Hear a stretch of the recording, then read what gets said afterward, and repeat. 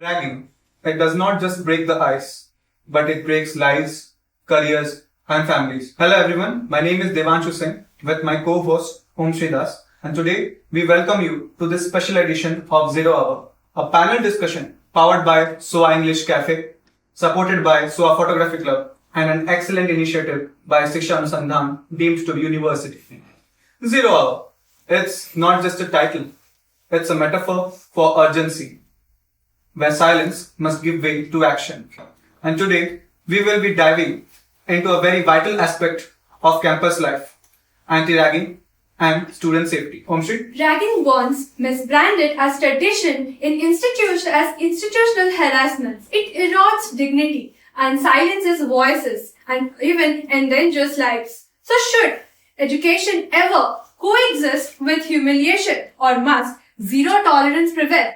Today, it's high time we put light on this decade-long debate. Coming to introducing our chairs today. To my left, we have Dr. Susmita Panda, Associate Professor of Computer Science and Engineering. Then to the left of her, we have Dr. Renu Sharma, Professor, Ma'am, Additional Dean of Student Affairs. Next, we have Dr. Meera Das, Ma'am, from Department of Chemistry. Next, we have Dr. Professor Nachiketa K. Sarma Sir, Director of International Admission Relations and UOP.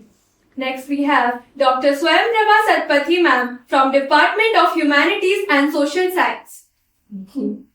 Next we have Dr. Professor Jyoti Ranjan Das Sir, Dean of Student Welfare. As we begin this conference today, we are promoting anti-ragging, at the same time discussing the various aspects of ragging itself, why ragging happens and why is it still prevailing. Ragging thrives where society tolerates aggression with guise of tradition or bonding. It reflects deeper cultural issues, glorification of dominance, silence by the bystanders, and stigma around speaking up. Communities, families, and peer circles shape students' moral compass long before the college. To truly curb this ragging, society must replace harmful institutional rituals with empathy-driven interactions. Respectful Chair, we are here to begin our first aspect, that is the societal aspect. Moving on to it, my question comes, a young person's first lesson in conflict resolution, empathy, and authority comes from home.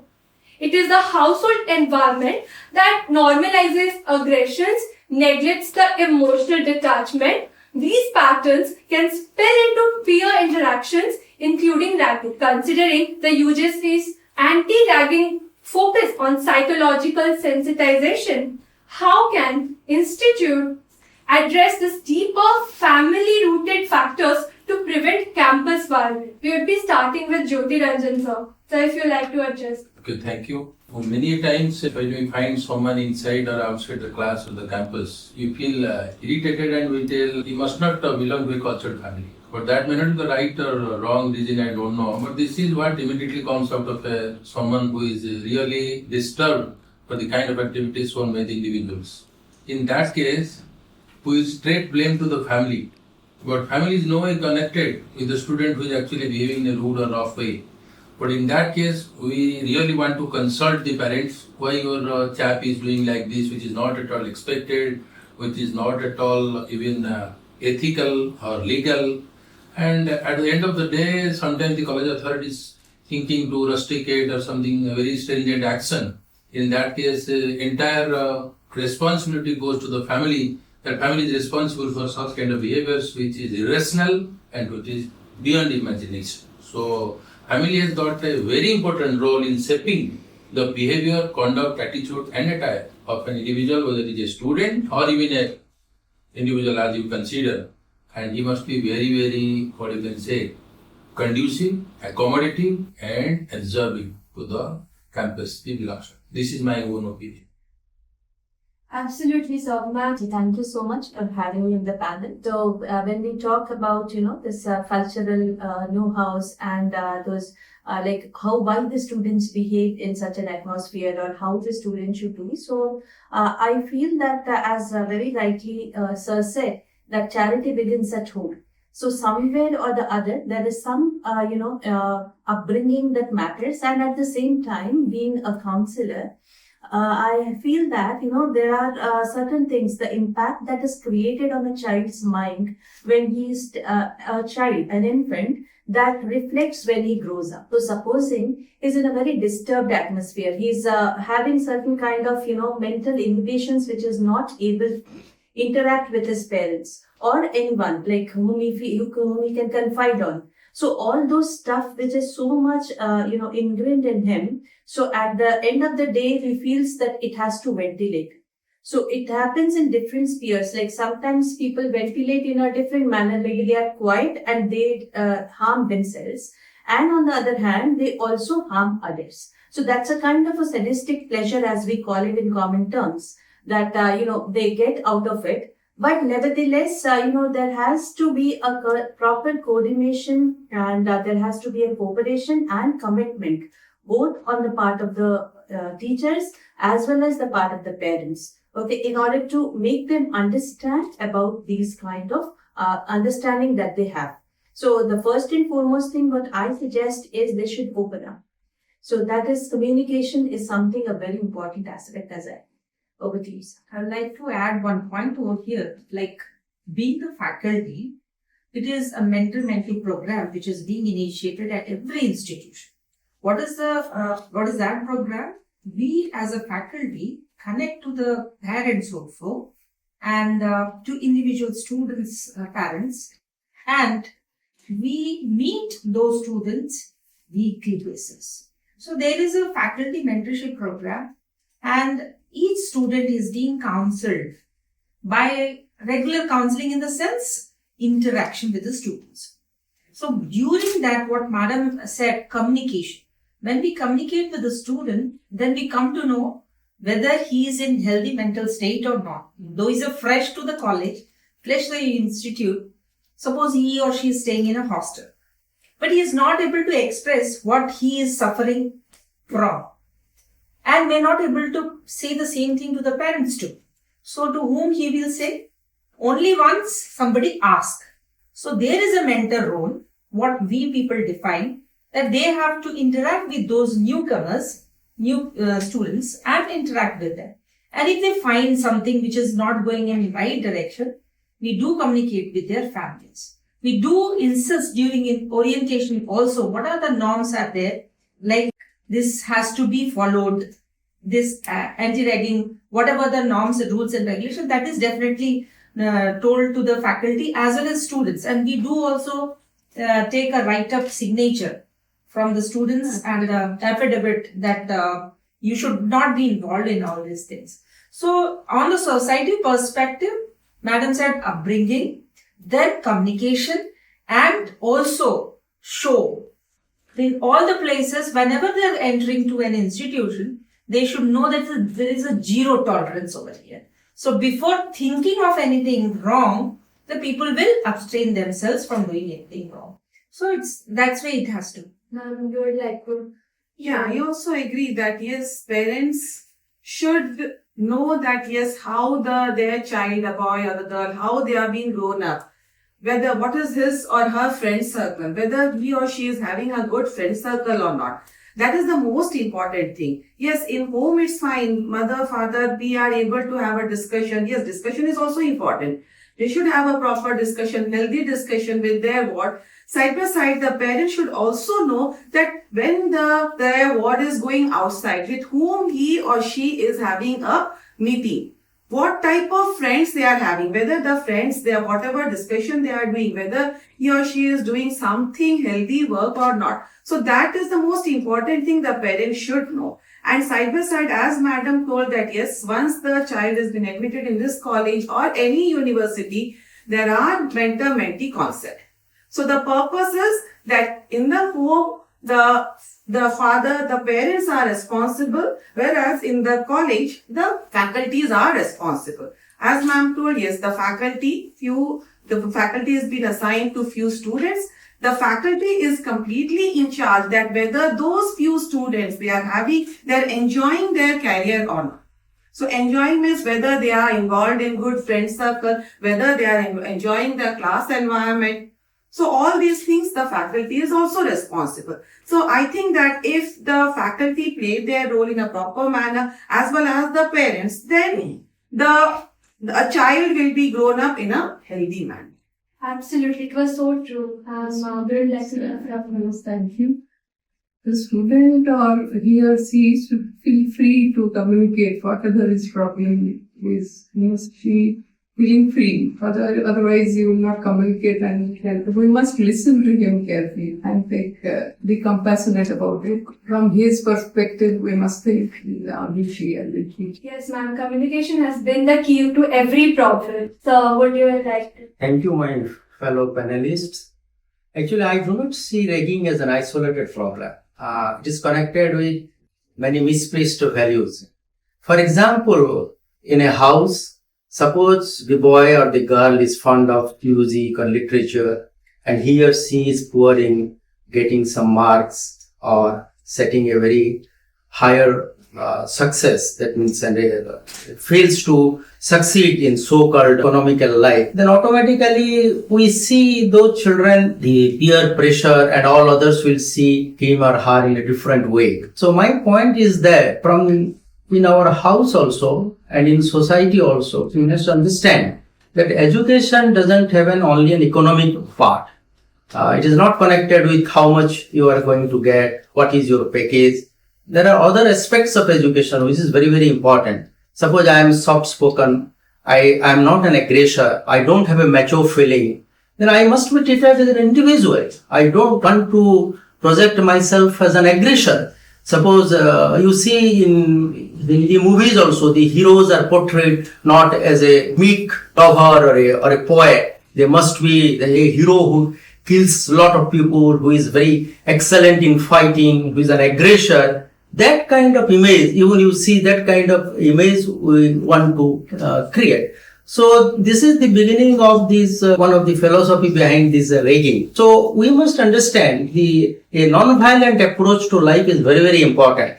Without the consent of somebody, we don't have any right to hurt the feelings of whether he is junior or she is junior to me. I don't have any authority. I don't have any kind of power to dominate somebody. So I must respect the others as I respect myself. I must respect his or her feelings. I must respect his or her opinion. And that is what is democracy. And that is what is, that kind of education should be there from in the schools also, in the home also.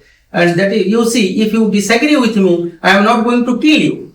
I have to sit. I have to discuss. So this kind of thing is a very, very important thing. And I think once we can have that kind of value systems in our home, in our educational systems, then people, they don't want to rag or involve in ragging. So that is one of the most important aspect of beginning with an anti-ragging approach, whether in schools, in society, or any kind of domestic violence, whatever. This is one kind of violence. This ragging is one kind of violence. Okay, there are so many violence in different forms. So, but you must understand that the other person has a right to his opinion, his life, his education, his approach, his view, as I have my own view. My point is that we don't want to intrude into the privacy of others, or there is no point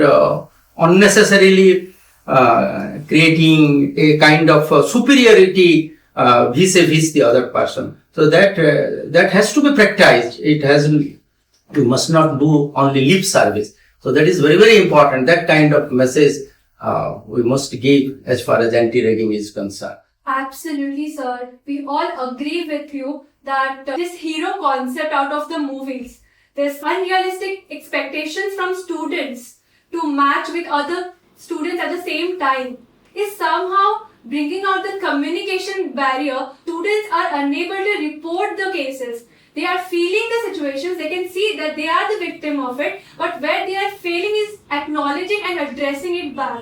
So what are the facilities and what are the opportunities that have been arranged for students where this reporting becomes a norm, where they're highly encouraged to speak out what they are feeling, to speak out their problems, because it's not only parents who should be in charge. It should be the entire society as a total who should be in charge.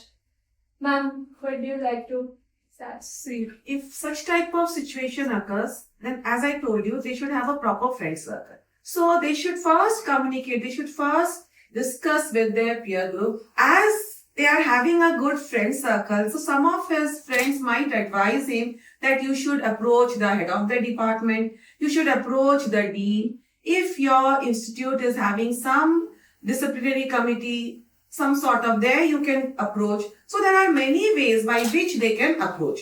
So it's that first they should discuss with the friends. Then according to that, then they could go to the department, and in this manner it should approach. And then only the department or the university will take the necessary actions, which is most important. Absolutely, ma'am.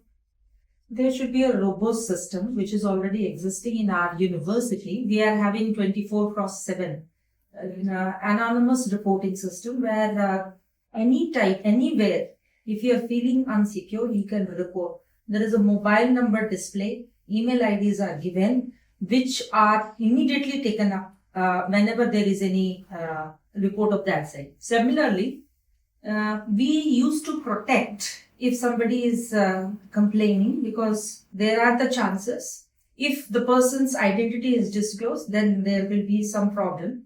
So we keep the privacy of those reporting person's details. Also, we have independent anti-ragging committees. Okay, in that we are having faculties, students, external members. Those are the committee members, and it is in order to keep the decision impartial. And this is being recorded if at all any cases being reported either online or telephone, whatever the case. So there is a robust system in the university, and it should be there in every university also. And strong and clear institutional policies must be there, which is already framed in our university. As I said in the starting of the discussion, zero tolerance. So we take it on top-notch priority, and we don't say anything of that sort that it should take place at the campus. And very swift and transparent actions.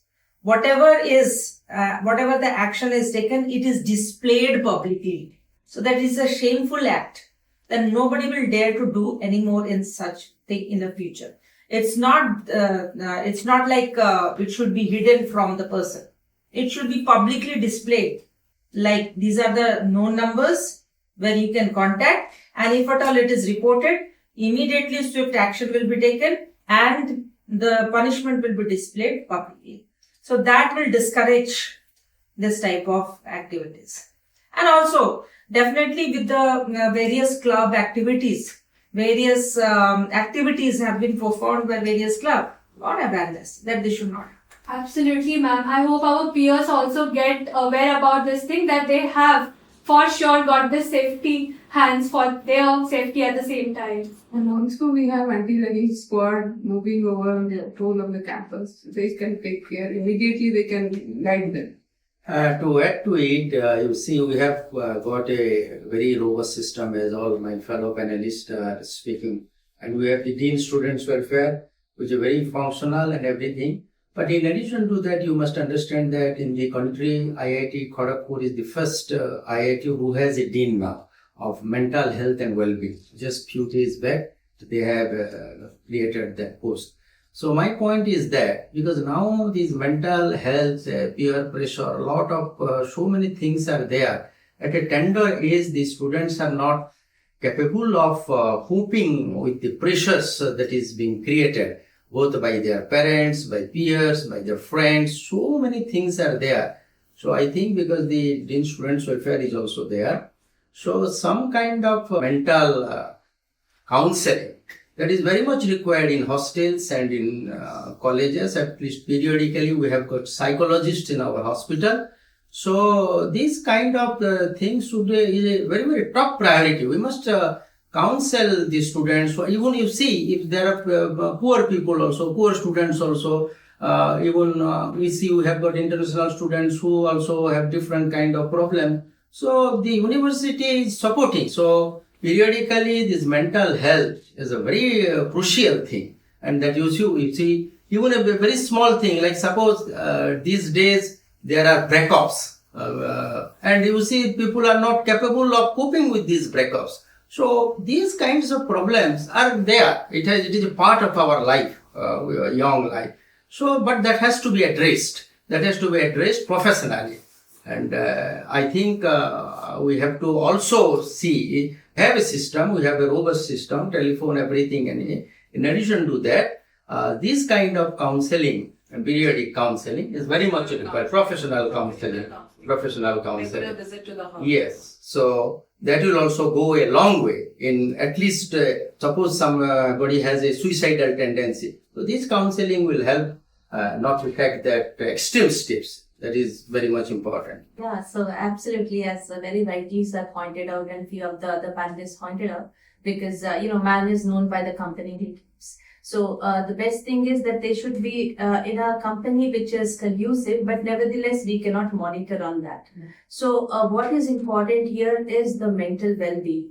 All of us are, whether we are young or old, always getting through some sort of a stress, strain, and each time we are fighting through.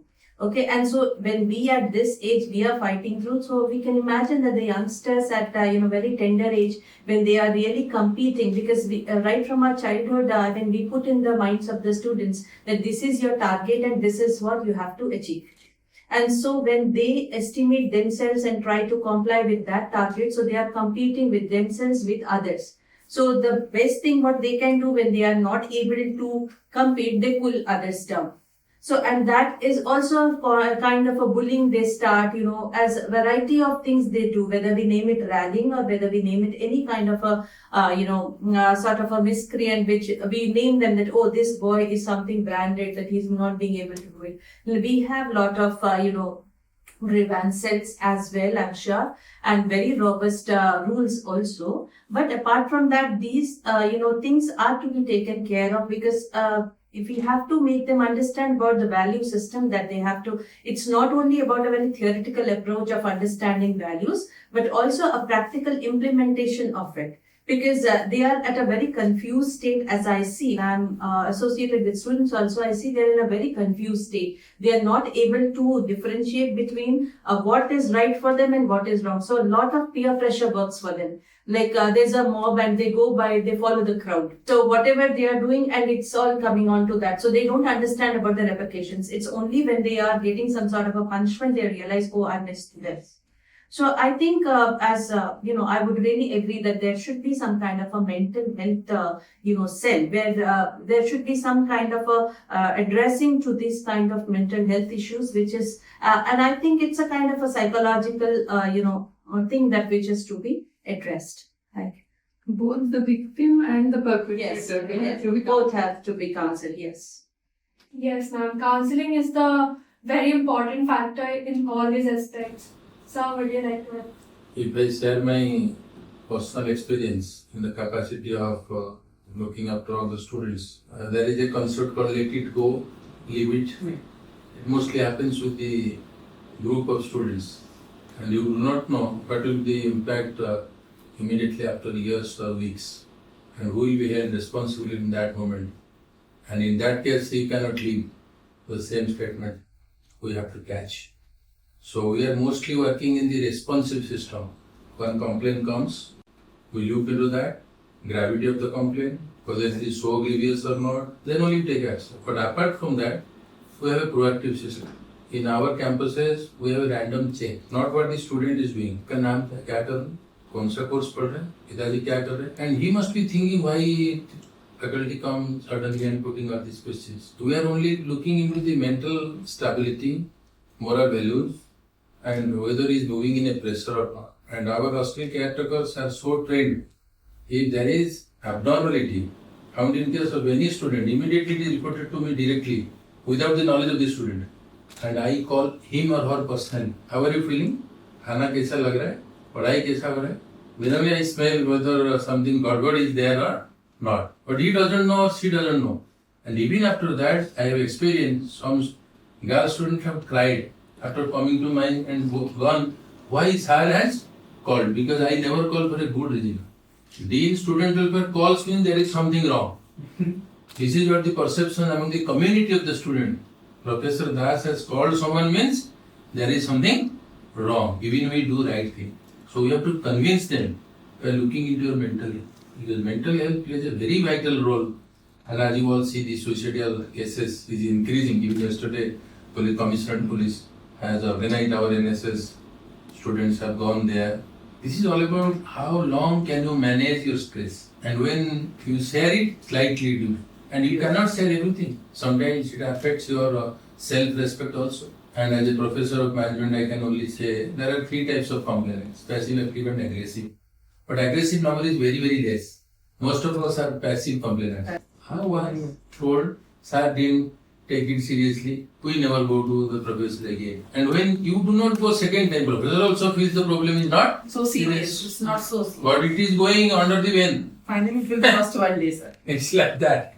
So we have to be very, very proactive nowadays. Absolutely, sir. Like, action is the main part here. Like, whatever happens, if you do not take the actions, we might not get into the solutions are there. It's not only action. Action is the response. I am talking of pro-action. From your side, you make a move and act.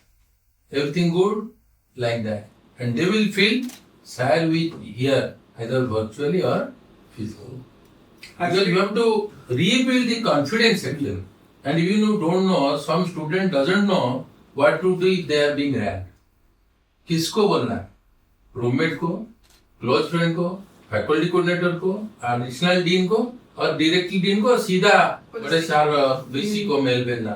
Student even do not know it and waiting to complain. Sir, I don't know to whom shall I complain. Even if we have put so many promoting banners, flags and all. Because they reply, हमने तो कभी सोचा नहीं ना ये हमारे साथ होगा. Some student reply like that. I have not thought this institution it will happen to me, something like that.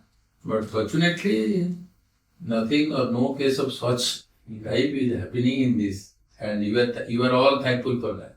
So this awareness program Yes. is there. I'll add one point over here.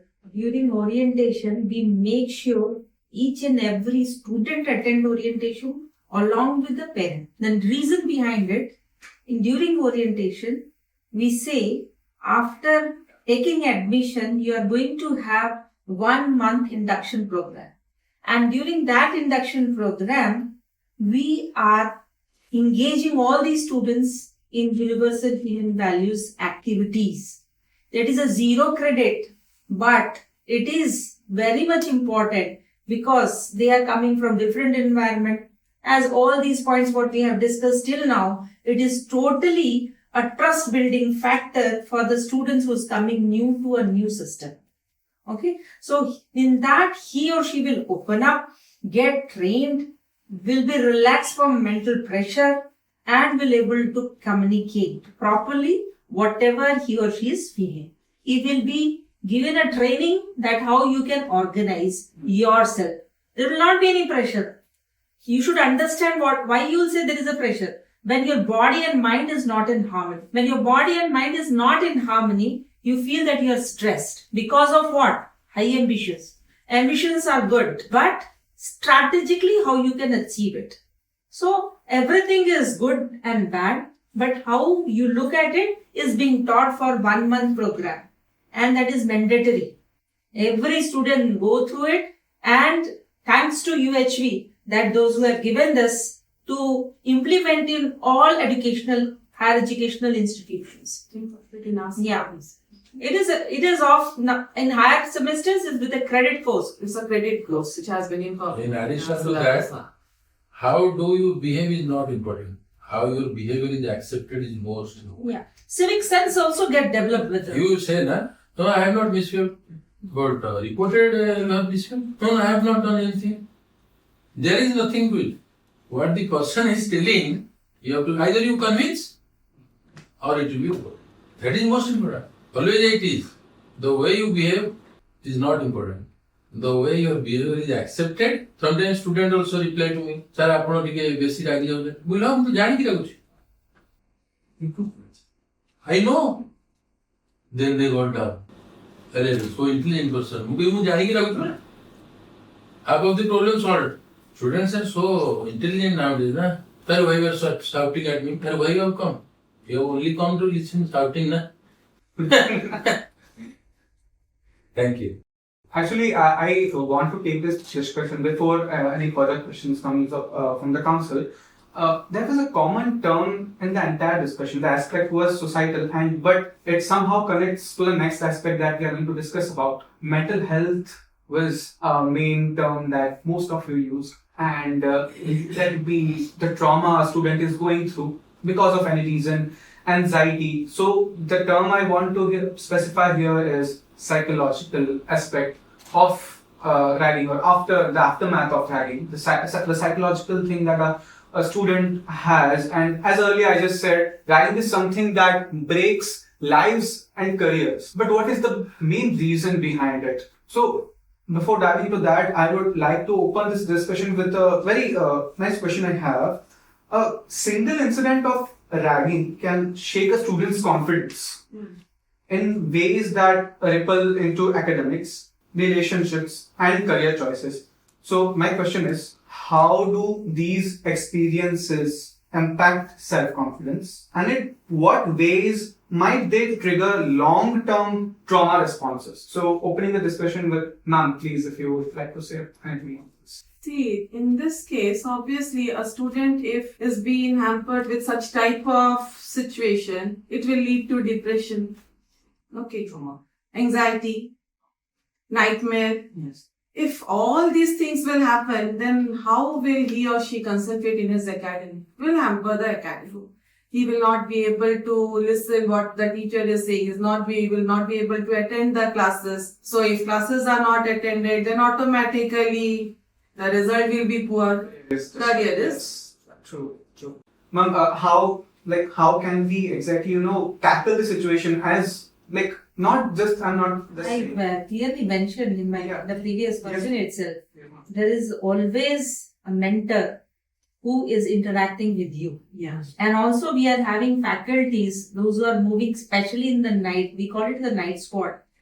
Each hostels and at home, definitely, I say in the orientation also, the parents must be communicative with the ward. So there is a communication, whether they are staying in the hostel or whether they are day callers. And a report is being created by the mentor after counseling that yes, these are the students, whether they are suffering from mental pressure or some psychological problem or some trauma. If at all, these are the steps, like what they need to connect to which group of clubs where they can overcome all these things. The mind will be diverted.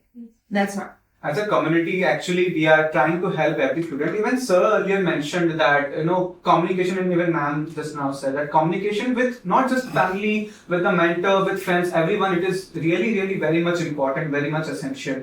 True. But one more question. To prevent ragging, we must also understand those who engage in it, their motivations, insecurities, and need for control. Could you share insights into the psychological profile and motivations of individuals who participate in ragging? Ma'am, please.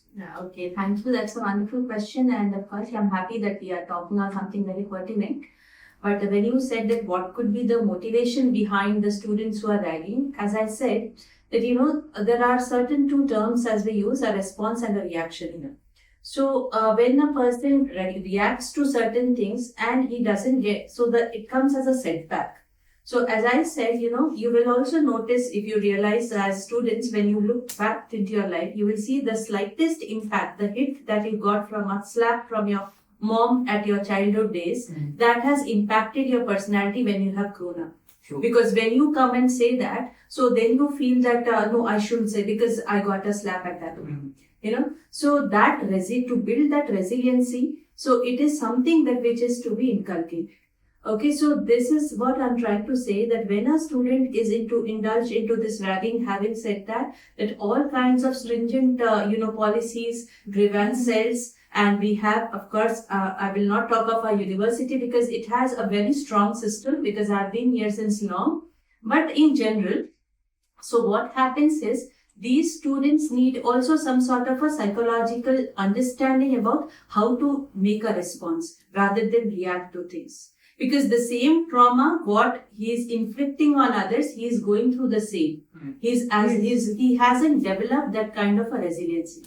So how do you become resilient in odd situations? That is something which is to be made them understand. So I think that is how they can understand that what should I do and how it will impact. Because, these certain factors, like, respecting oneself. If I respect myself, I can respect the other. So whether he's a smaller to me, elder to me, it doesn't matter. But if I'm not able to respect myself and I'm trying to just, bring in my insecurities into everything, I will not be able to respect anybody around me. Because you see, each thing that is unit that is there, that is working with us, needs some respect. They have a contribution.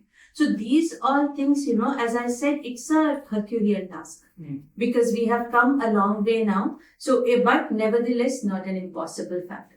So if, as we have been discussing, that some kind of a mental health procedure, some kind of a psychological, mapping, as we say, sometimes we make that as I would say, management knowledge. So he knows about SWOT analysis and all. So there are certain psychometric tests as well. Okay, so once we take on that, so people analyze their own personalities. So we know that which are their weak points and what is their strength. So working on strength is normal. Everybody can do that. So working on weaknesses is how do you, work on the weakness to make it as a strength. So I think these kind of bridges, once we try to travel, so this will be more comfortable both for the person who is trying to do it and who is, inflicted on. So these are certain actually psychological things only which has impacted the individual. So some sort of a traumatic phase that he is going through or she is going through, and that is what she is trying to inflict on others to see that how is the reaction there. So this is what, I feel that if we work on these aspects, it is much better to address, people, because, victimizing or being a victim to things, it's something which is very common. So we cannot always play the victim card because you're growing up, you're going out of the college also, working somewhere. So there also, if not, we name it ragging here, but it can be any kind of a, thing which is inflicting pain on you. So do you react there? So, and can you work there without this kind of a mental balance? So that resiliency is to be developed. So we have to map out those things, that how are we trying to make this personality analysis so that it helps us to build our own personality. Once we are free of this fear and, our insecurities, we will be more open to our personality building. That's what I understand. Actually, beautifully answered, ma'am. Like, I took 3 things out of what you said. First was response is different. And second was respect is something, it's a give and take thing. Let it be a junior, senior. That is one thing to be taken notice of. And third, the way you just explained how you can actually tackle, the motivations of the people who they cannot always play the victim card. True, that because it was done to us, that is why we are continuing. That is a very wrong perspective of this students. But yeah, moving on to that, before we dive into the next aspect, I would like to open the floor for the council members if they have any questions. Yeah. Okay. Yeah, Sanskrit, please. Good afternoon, Chair. Oftentimes we notice that the victims of ragging today, they turn out to be the perpetrators next year when they are senior. So my question is, how can we ensure that we break that cycle or that mentality where the victims of ragging today become perpetrators the next year when they are senior? Thank you. Anyone who answer the question? See, what we are discussing here is no to ragging. Yes, definitely. Definitely. So we are in the ecosystem which is ragging free. We are in an institution which is ragging free. And we bind the student round the clock in such all activities that they don't have time to think about it. The curriculum is designed in such a way where the students are given the project-based learning from the first year itself. I told induction. Okay, induction 1.5 months it will be going on. Okay, after that you are having given a task which is going to give you the outcome in the 4th year.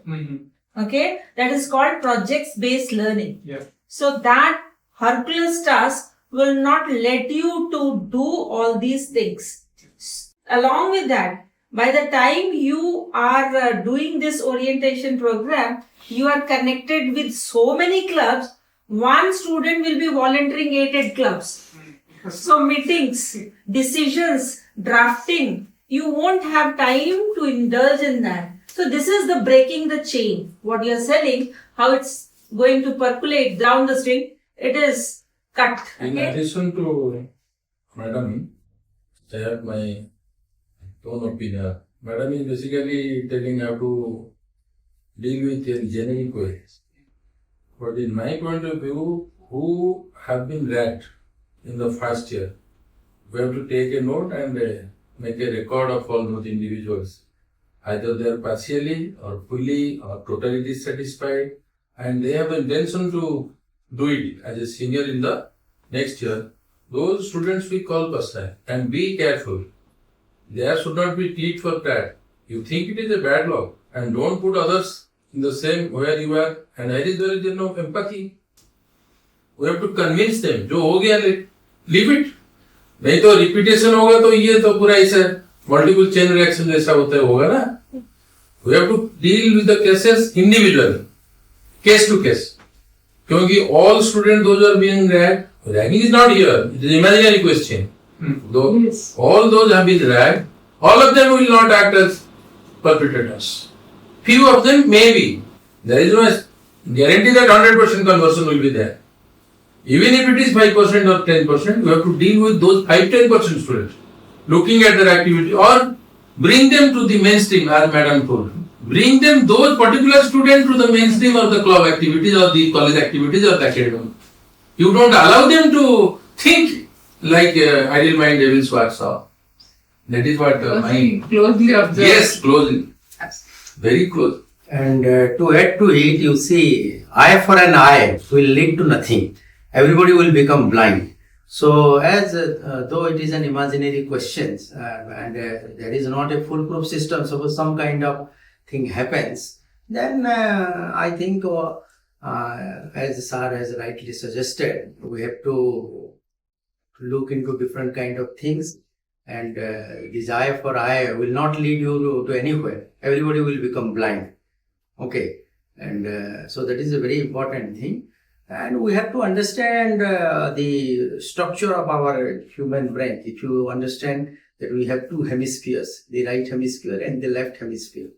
Unfortunately, our educational system is more focused on left hemisphere, which deals with logic, rationality, and all these kind of things. So how much you will earn, all these kind of activities are being controlled by the left hemisphere. And right hemisphere deals with art, music, literature, law, and most important thing, if you get a bigger thing, then the smaller perpetration or the pleasure of ragging will automatically, it will be gone away. यार अगर मिले तो हर नशा है बेकार. And there is also another two-way mantra, forget and forgive. भगवान ने आपको दे दिया ना, forget and forgive. But what is important? Which one should you forget? And which one should you forgive? पढ़ाएंगे भूल जाएगा तो क्या होगा? That is what your choice. Okay? Well, explain the question has been answered, I guess, Sanskruti. Thank you so much. Okay, not wasting much of the time, I will be just directly diving into the next aspect we are going to be discussing today. Ragging isn't just a disciplinary issue, it's a legal offense. But many of us don't know that. By the rulings by Supreme Court in 2007, 2009, there have been many such rules that has been given to all of the universities, like ma'am just said earlier about signing the affidavit by the students, and parents being the guardians who are actually giving the consent that yes, my children won't be participating in any such activities, and anti-ragging squads that has been mentioned earlier. A little more about how ragging can actually affect a student's future if that person is not the victim but actually the person who is conducting such activities. there are many sections under the IPC, section 323, section 506, section 509 and section 294, which clearly states that any form of ragging is clearly a criminal offense, let it be within the campus or outside the academic boundaries. How are we, not entirely legally, but on a platform of the university, how the faculties, how the student bodies are, like, there must be some sort of rules that have been already. You are right. Rules are there. Anti-ragging squad is there. As we have now, I suppose the gender sensitization, as we have placed this 181 phone number everywhere. Similarly, these rules and the anti-squads number, which Madam has earlier pointed out, those can be displayed in different public places of these universities. Students can understand. But as she has also told that we are assuming that this is a zero ragging. That means there is no ragging at all, and we have to proceed like this. So better rather, as I have, what is the most important thing is that why such a issue will, why you are going to rag somebody, there is some kind of sadistic pleasure. So basically, as teachers, Madam has rightly pointed out, rather we should not give the situations or the occasions of ragging should not arise. Rather, we should focus on that. So the energy, there are so many channels for the energy to be channelized positively. So why think of these negative things, and all these things? Rather, we must create different kind of occasions, different kind of opportunities for students to flourish. They have to develop in good human beings. So that is rather, those positive aspects should be focused. So automatically, the negative energy will not grow. Interaction between among students will be improved through various clubs. You are also interacting Yes. with your fellow students, seniors, juniors, how you are behaving. So that's the way. I just mentioned earlier that we have a section, IPC section 294 509, which states that any act of ragging faced by women. So this is just a normal question I would like to ask, that if a woman or any female student is facing any form of ragging in the campus, do they have any specific way of reporting it, or any specific way of, how should I put this, like any specific way that they are taken care of? So to this, I would just answer. I mean, a counter question to you. Okay. So when a ragging is done for a female, if we talk very gender specific, Yes. supposing a student who is a girl and she is being ragged, the boy who is being ragged. So do they have certain kind of a difference in, the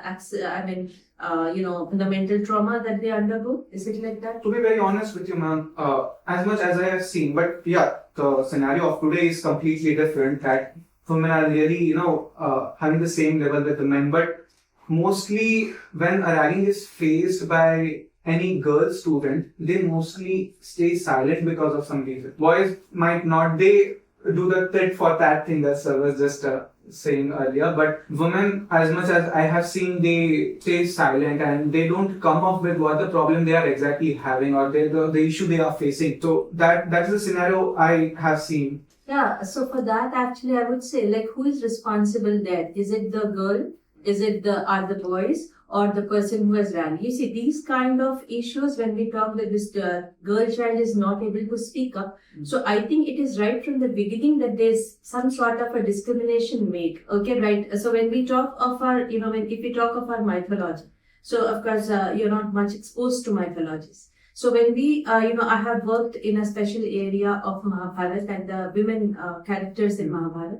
So there you see that each character in Mahabharata, whether it was, all you know is Draupadi, means Panchali, she has 5 husbands. All you know is Gandhari, she is blinded, she loved her husband so much, she blindfolded, but that's not true.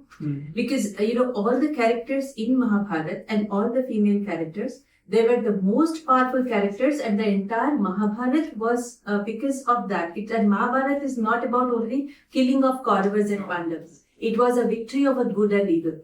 So that is how it is. And if you still go beyond it, you see, we always say Matru Devaya Nama. Okay? And then we say Pitru Devaya Nama. And then we say Surya Devaya Nama. So that is how, the respect that I was talking about previously also, if I'm able to respect myself, whether I'm a girl, a woman, or a boy, I'll be able to respect the others. Similarly, if I'm having this kind of an openness in my mind, flexibility to learn and unlearn, if I'll go by the stereotypes, then perhaps maybe I'll be again quiet at things. But if I am not going by the stereotypes, if I can, go with my boyfriend steady, okay, then why I cannot speak up? So that is how, it's nothing, some kind of a, we should not be having some kind of a filming before our mind with the, just kind of getting ourselves outside of reality and trying to bring a make-believe world that this is how it is going on. If I'm still not able to speak up for myself, that means I'm still going by the stereotypes, which it is not true. Because never ever in our mythology or anywhere in the world was so that,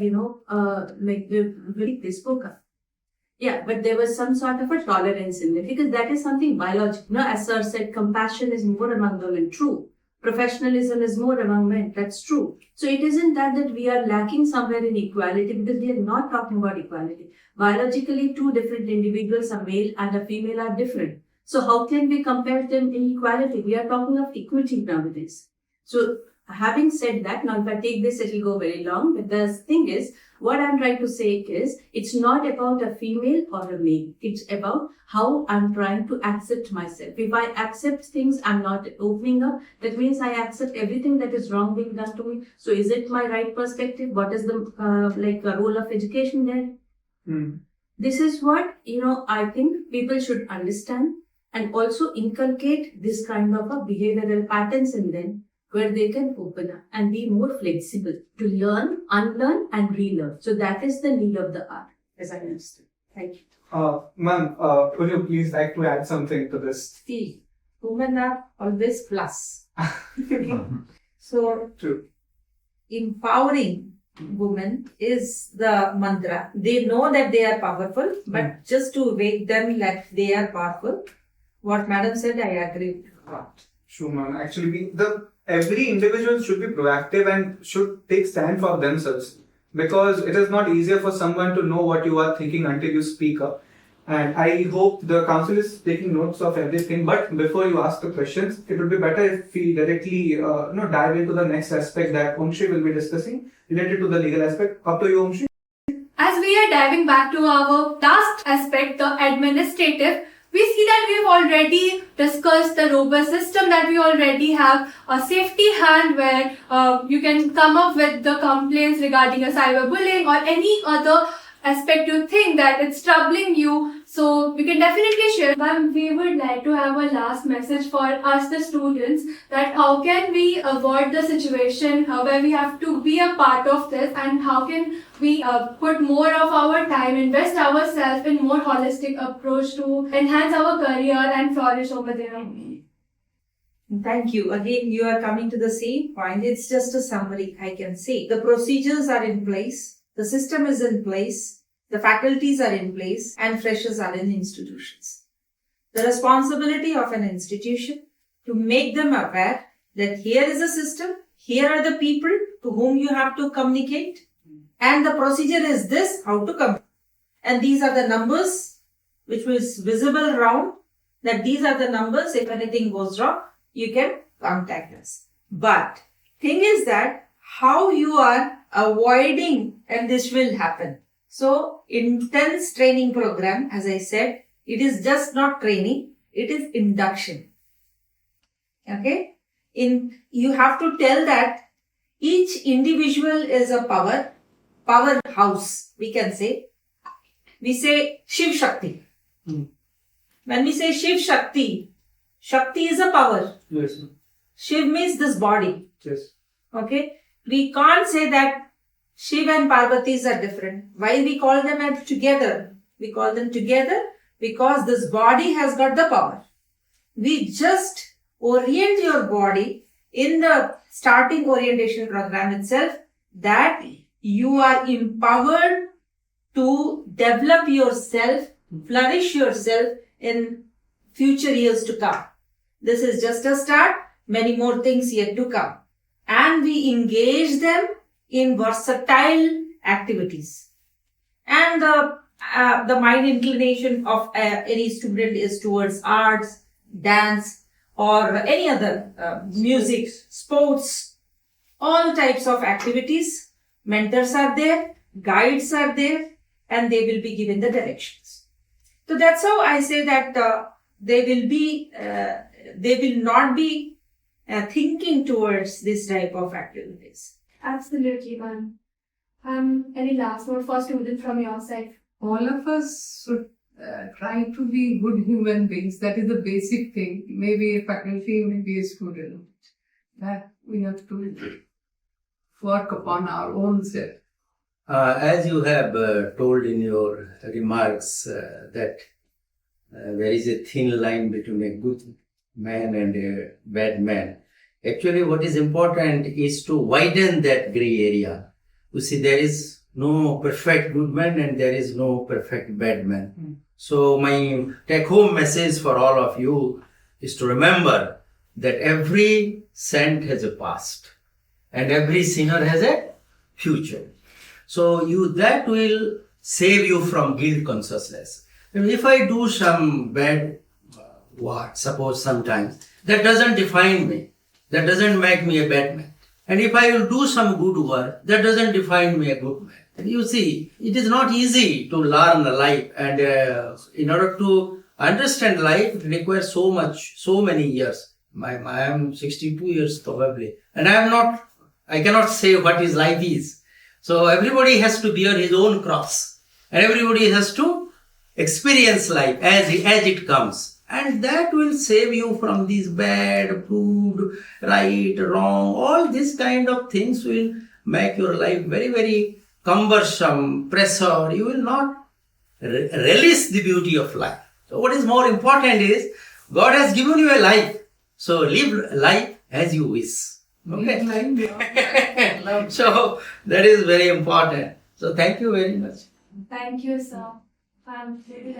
Yeah, no, thank you. So I would just say that, in simple terms, one has to be more relaxed and not to get overthinking in the word that one should avoid. That's not required at all. And so be more creative and innovative, because every innovation and creation is all in you. Now you are also students. You have been doing such beautiful programs. I've been seeing and following your programs. So definitely, so each student who is here and is involved into so many things, I'm sure the rest of all will be having so many things that in mind which they can do. So focus on that instead of focusing or overthinking on I'm this, I'm that. So there's nothing, you grow with imperfections. We have grown with imperfections, still imperfect. So it's fine, doesn't matter. So whatever comes your way, just let go and move ahead. So I think that's the best thing one can do. Thank you so much. It was truly beautiful, ma'am. We would like to open the floor for the council for their perspectives, for the conclusion, what they learned from this conference today. Good afternoon, Chair. Sir, I have a question from the management side. What kind of programs or what kind of sessions are held for senior and junior interaction such that there is no tussle between a senior and junior? Like as a fresher, when we come to the college, we do not know even our batchmates. So how does we inculcate in that program? So this question is directed to me or? No, sir, to the chair.